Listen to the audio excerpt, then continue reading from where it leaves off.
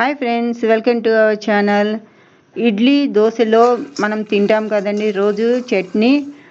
అది ఎలా టేస్టీగా తయారు చేయాలో ఈ వీడియోలో చూద్దాము. వచ్చేయండి, మీకు ఇది ఎలా చేయాలో నేర్పిస్తాను నేను. చూస్తున్నారు కదా, వేరుశనగ గుండ్లు కొద్దిగా తీసుకొని ఫ్రై చేసుకున్నానండి. ఎలా ఫ్రై అయినాయో చూడండి. ఇలాగా సిమ్ ఫ్లేమ్లో పెట్టుకొని మనం ఫ్రై చేసి పెట్టుకోవాలి.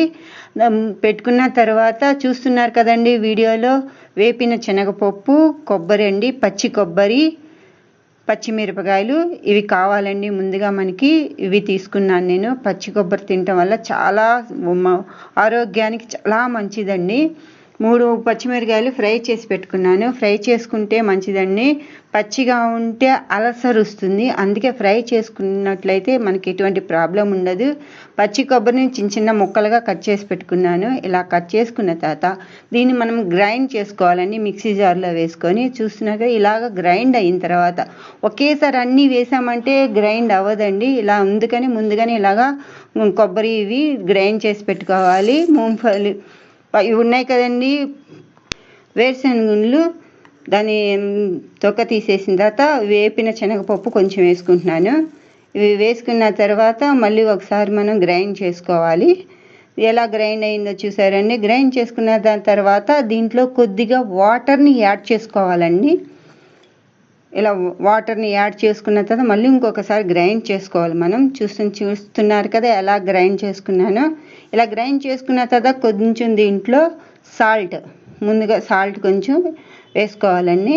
వేసుకున్న తర్వాత మళ్ళీ ఇంకొకసారి గ్రైండ్ చేసి మెత్తగా చేసి పక్కన పెట్టుకున్నాక ఫ్రై పాన్ స్టవ్ మీద పెట్టుకొని కొద్దిగా నూనె పోసుకున్నాను.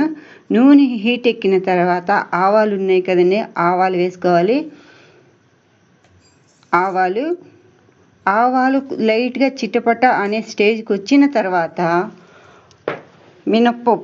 కొద్దిగా మినప్పప్పుని చూస్తున్నారు కదా, మినప్పప్పు అంటే దీనికి తాలింపు పెట్టుకోవాలండి. ఇప్పుడు మనం చట్నీని మినప్పప్పు,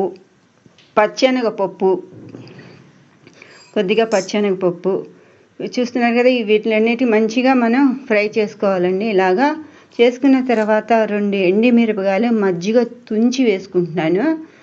తుంచి వేసుకున్న దాంట్లో వేసుకున్న తర్వాత కరివేపాకు కొంచెం, ఒక చిన్న గంటి పెట్టుకొని మంచిగా దాన్ని అటు ఇటు కలుపుకోవాలండి.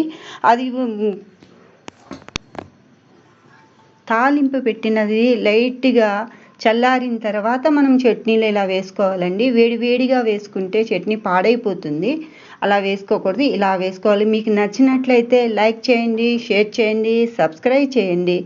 ఒకసారి తయారు చేసి తినండి, చాలా టేస్టీగా సూపర్గా ఉంటుందండి. Thank you.